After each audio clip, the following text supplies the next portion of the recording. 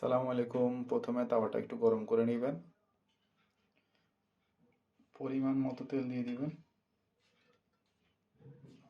পরিমাণ মতো তেল দিবেন। তেলটা গরম হলে পেঁয়াজটা দিয়ে দিবেন। পেঁয়াজ একটু বেশি করে দিবেন, যেহেতু এখন পেঁয়াজের অনেক দাম, তাই একটু কম করেই দিলাম। যখন পেঁয়াজটা একটু বেশি দিলে ভালো। কাঁচামরিচ কুচি কুচি কাটা, কুচি কুচি কেটে দিয়ে দিচ্ছি।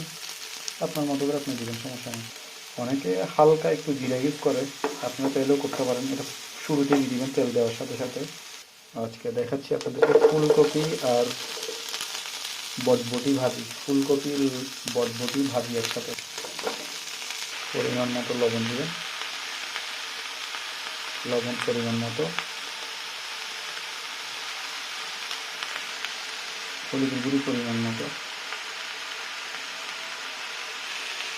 একটু লড়ে দিচ্ছি। একটু নাড়ানাড়ি করে দিন বা গুঁড়াগুড়ি করে দিন।